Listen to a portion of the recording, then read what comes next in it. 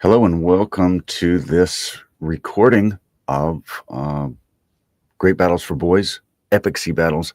And this is the chapter about the Tirpitz, the German battleship that was the scourge of the Norwegian fjords and the convoys the Allied convoys taking stuff to the Russians. So let's get started. If you want to get you ought to check out their whole catalog. It's in the link below. I've done several of the audiobooks, and the books are incredible. My boys like them, my girls like them. And yeah, if you like history, and then especially if you have reluctant or slow readers in the house, this is the kind of thing that gets them going. So definitely. I'm going to change this little name right here. Okay. All right, here we go. The German battleship Tirpitz, 1939 to 1944. Among the many dangers faced by the Arctic convoys, there was one ship, one towering, steel-clad menace that haunted Allied naval planners like a ghost in the fog. Her name was the Tirpitz. Sister ship to the famed Bismarck, described in my World War II in Europe book, the Tirpitz was the largest battleship ever built by Germany and the heaviest battleship ever constructed by a European navy. Her mere presence in the fjords of Norway forced the Allies to reroute convoys, commit massive resources to surveillance and containment, and live with the constant fear that this floating fortress might leave her harbor and wreak havoc. Might leave her harbor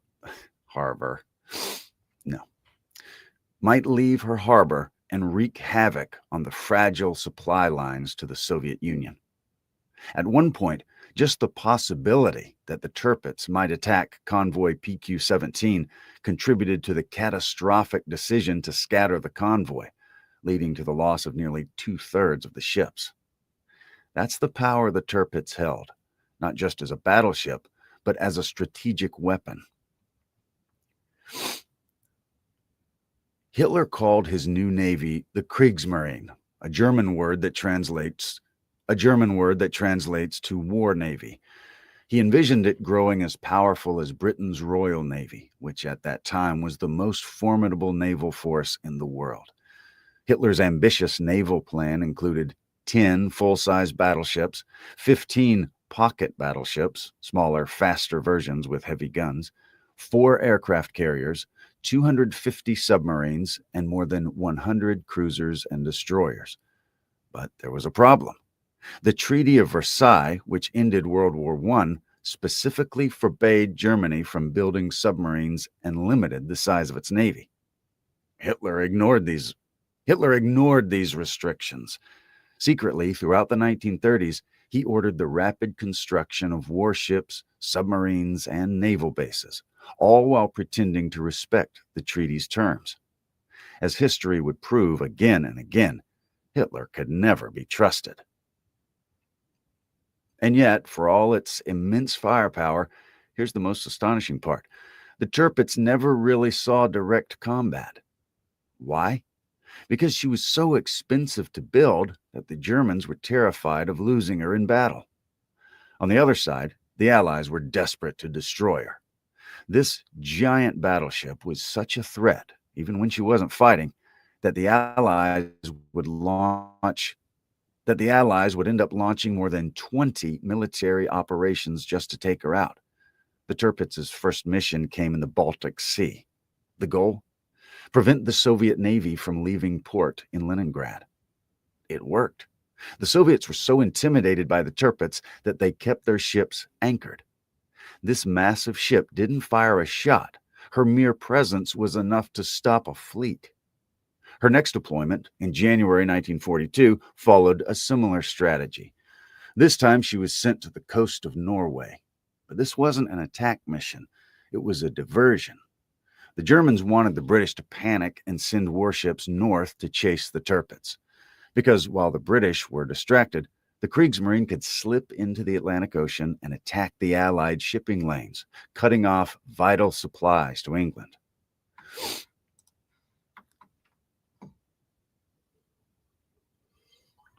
Where were we? Okay, here we go. In truth, the Tirpitz wasn't built to go bow to bow in ship-to-ship combat. Her purpose was psychological warfare. She was meant to scare the Allies into reacting, rerouting, and spending resources they couldn't spare. But that plan came at a cost for the Germans. The Allies were so obsessed with destroying the Tirpitz that the Germans had to work constantly to hide her. But how do you hide a battleship that's more than 2 football fields long? The answer: the Norwegian fjords. Fjords are narrow waterways surrounded by towering cliffs and steep mountain walls. The Germans would dock the Tirpitz right up against one of these rocky slopes and then chop down nearby trees and shrubbery to camouflage her from Allied pilots flying overhead. From the sky, she could look like part of the mountain. I got a little picture in the book. If you get the Kindle or the physical version, you'll see some pictures of this thing. It's huge. Another method of concealment was fake fog. Seriously, the Germans mixed water and chlorosulfuric. The Germans mixed water and chlorosulfuric acid, then blew the thick mist toward the ship, cloaking it from aerial view. And then there's a picture of it, and it's literally sitting there in the fog. And if you're a little spotter plane, you wouldn't have seen it. However, on September 8th, 1943, the Tirpitz finally went into action. Her gigantic guns thundered across the sea, bombarding Allied forces as they landed on a remote island north of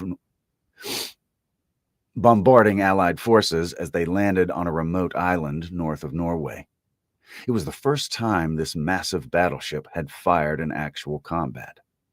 That was all the British needed to see. They immediately began organizing concentrated missions to destroy the Tirpitz once and for all. Their first move was brilliant: destroy the only harbor facility capable of repairing the Tirpitz. Without specialized equipment, even minor damage to the ship would become catastrophic. This meant even minor damage to the ship would become catastrophic. This meant every future hit could potentially be permanent. The British launched a series of air attacks directly on the battleship, daring bombing raids and new technologies.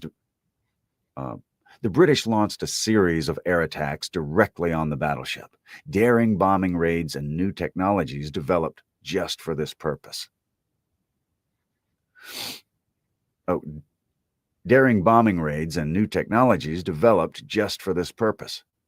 Among the most innovative weapons were chariot torpedoes.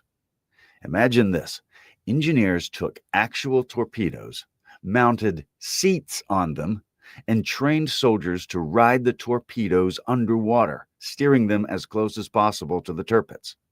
Once there, the men would detach explosive charges and try to escape before the blasts went off. It was underwater sabotage of the most dangerous kind.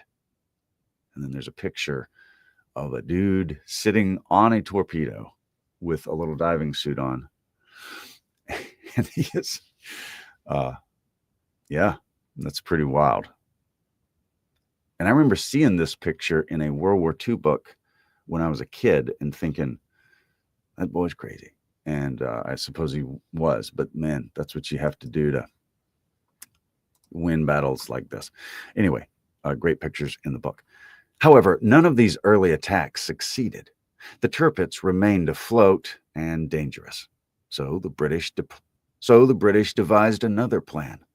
This time they built miniature submarines with a daring objective: sneak into the Tirpitz's harbor and attach explosive mines directly to the battleship's hull. Each mine had a delayed fuse, giving the mini-sub crews just enough time to escape before the detonation. But on the day of the planned attack, disaster struck. A brutal storm rolled in, churning the sea into chaos. The mini-subs couldn't risk entering the harbor. The mission had to be scrubbed. Instead of giving up, the British decided to take the idea one step further. They introduced a new generation of mini-submarines called X-craft. The X-craft were about 50 feet long, crewed by 3 sailors and 1 diver, and specifically designed for high-risk sabotage missions. They were towed by full-size mother submarines into operational waters. At the launch point, the X-craft crews transferred aboard, detached from the tow, and piloted the small vessel toward their target. After the attack, the plan was to rendezvous with the mother sub and hitch a ride back to safety. But the X-craft faced trouble. Too. On its way to the Tirpitz, one of them sank, taking its entire crew to a watery grave. Then, on September 20th, 1943, opportunity finally arrived. There's a picture of an X-craft operating, doing a test ride. Several X-craft mini-subs were stationed off the Bratholm Islands, located along the rugged coast of northern Norway, where the Tirpitz was anchored in a nearby fjord. The German harbor was heavily protected. Steel anti-submarine nets stretched from the water's surface all the way to the sea floor, forming a deadly underwater cage. These nets were only opened when authorized German ships or subs were expected. But then, an opening. One X-craft, commanded by Lieutenant Donald Cameron, spotted a German ship approaching the harbor.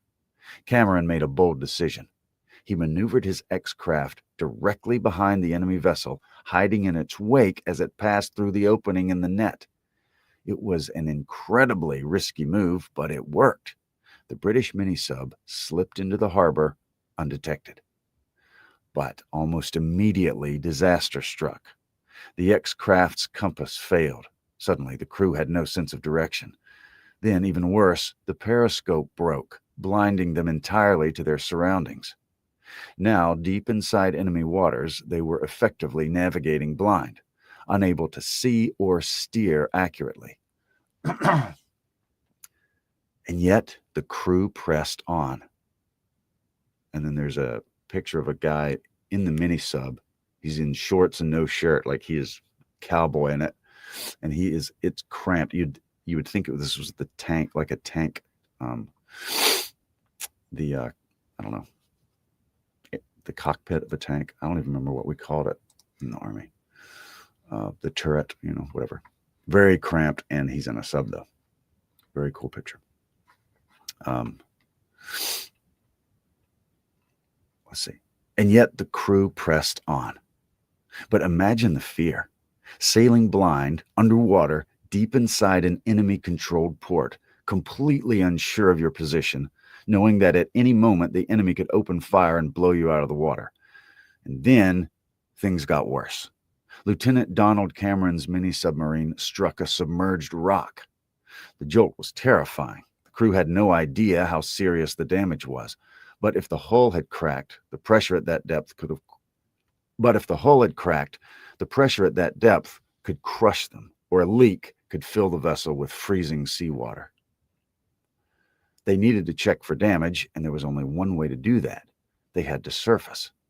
But surfacing inside a German harbor, surrounded by enemy guns, it was as close to suicide as it gets. Meanwhile, aboard the Tirpitz, a junior German officer spotted something unusual in the water.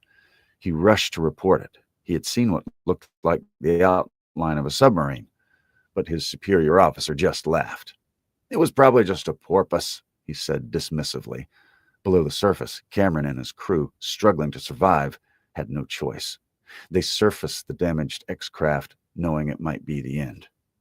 To prevent the Germans from capturing the secret mini-sub, Cameron immediately gave the order to scuttle it. He opened the internal water valves and flooded the vessel. As it sank, German forces captured the crew.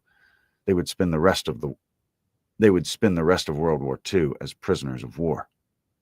But while Cameron's sub was caught, another X-craft had slipped through the German defenses undetected.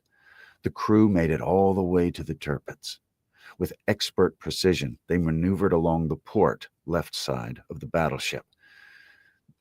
One of the crew, a diver, exited the X-craft and attached a massive explosive charge exited the X-craft and attached massive explosive charges underneath the keel. The keel is the long central structural base of a ship that runs along its bottom like a spine. But just as the mini-sub tried to escape, it became entangled in the netting that surrounded the harbor. The delay proved deadly. German sailors aboard the Tirpitz spotted the sub. Machine guns opened fire. Hand grenades splashed into the water. The mini-sub was under full attack. Why didn't they just use the Tirpitz's massive 15-inch guns? Because those gigantic weapons were designed for long-range sea battles. They couldn't aim low enough to fire at something so small, and they couldn't aim low enough to fire at something so close and so small.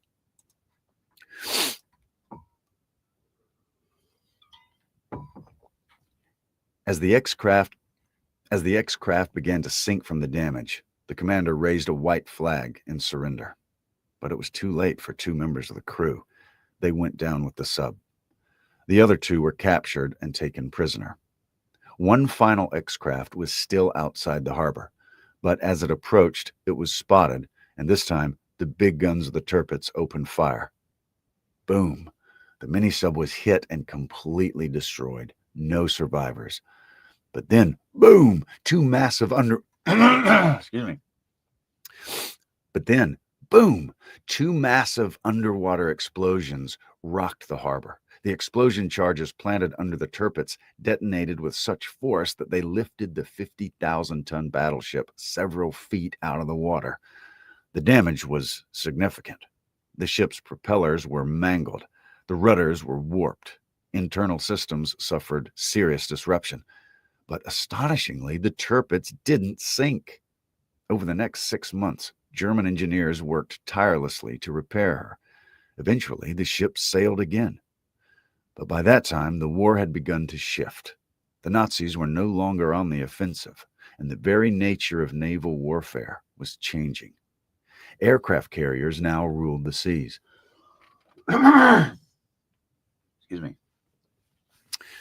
Aircraft carriers now ruled the seas, launching fighter planes from miles away, far outside the range of even the Tirpitz's enormous guns.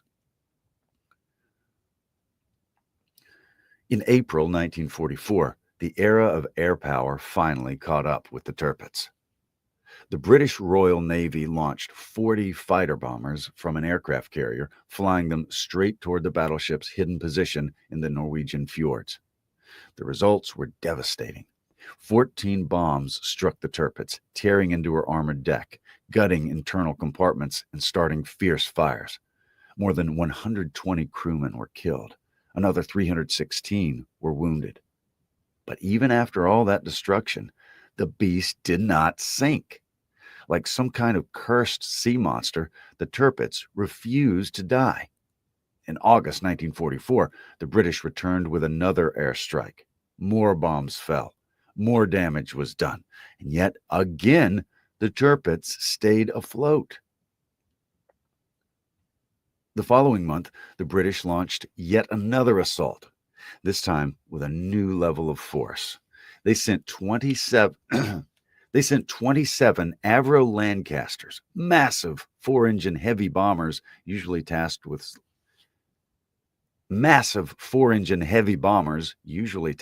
leveling entire cities. But their mission wasn't a city, it was a single ship. This time the bombers carried tall boy bombs, also known as earthquake bombs. Each bomb weighed a staggering 4 tons and was designed to pierce deep into the ground, or in this case, deep into a warship, and detonate with devastating force. The Lancasters dropped their tall boys directly on the Tirpitz, and still the ship did not sink. But this time it was wounded, badly. The Tirpitz limped to a repair dock. Excuse me.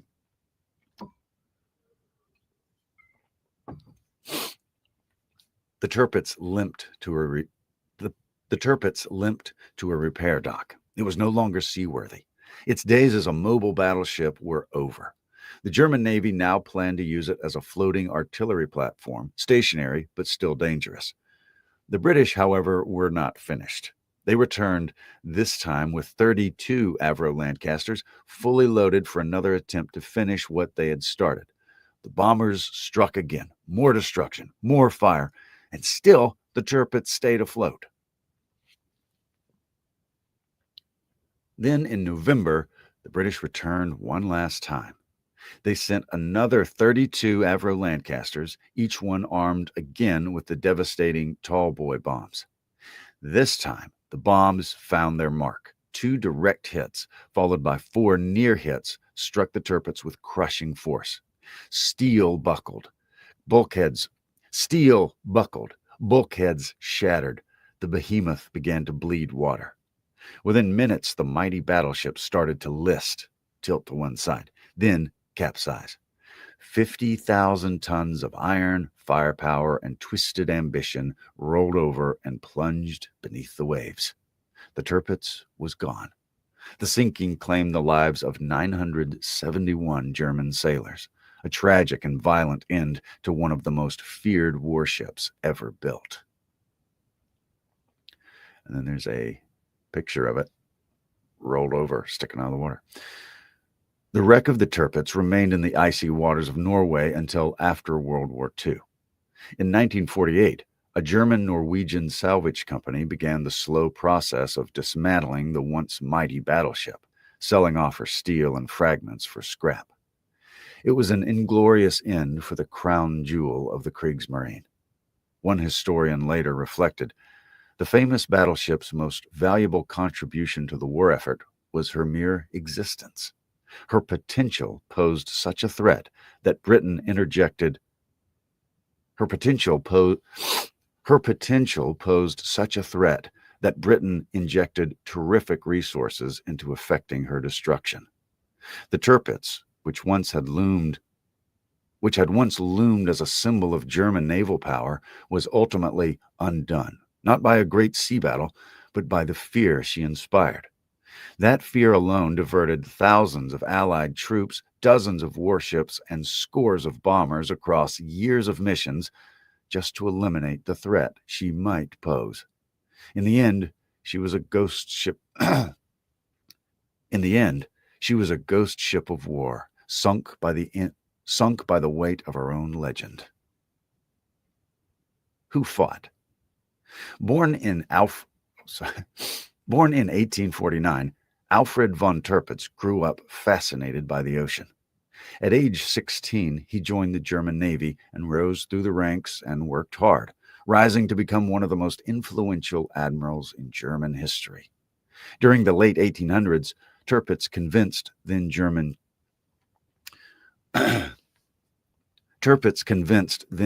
Emperor Kaiser Wilhelm II to build a fleet of massive warships called dreadnoughts. These ships were gigantic metal monsters bristling with cannons, and a prelude to the massive ship built in his name. With Tirpitz in charge, the German Navy grew faster than ever before. That hyper-growth was part of a Tirpitz plan called risk theory. If Germany's navy grew big enough, Tirpitz believed that Britain would be too scared to fight it. But Germany's massive shipbuilding soon launched a naval arms race, with both Germany and England racing to build the biggest, baddest fleets. When World War I erupted in 1914, all that sea power was put to the test. Germany and Britain faced off in ocean battles, although most of the giant ships stayed hidden in port. Tirpitz wanted to fight even more, but others disagreed. In 1916, he stepped down from the Navy. Though famous for large warships, Tirpitz also helped invent German. Though famous for large warships, man, this is whooping me. Though famous for large warships, Tirpitz also helped invent Germany's U-boat strategy, leading to the subs becoming among the most feared weapons in both world wars. After World War I, Tirpitz became a politician and wrote his memoirs, in which he criticized many of his country's leaders. His dream of making the German Navy into the world's greatest sea force was never realized. All right, and then there's some stuff. There's some books. Sink the Tirpitz, the RAF and the Fleet Air Arm Duel with Germany's Mighty Battleship. It's a book recommendation. And then on the internet, there's some different things. There's I think it's called Sinking the Tirpitz, and it's by BBC Timeline. It's on YouTube. And it is, what do you call it? Like narrated by Dominic West, incredible British actor, narrates it beautifully. And then, there went the camera. The, what is it?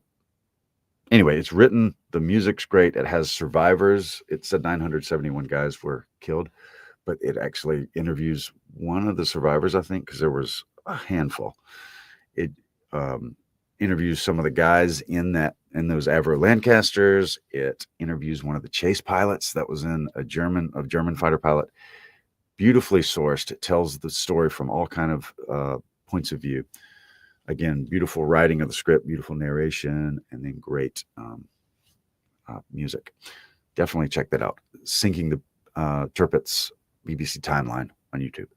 Anyway, thank you very much. Definitely check out the Great Battles for Boys series. Link in the description.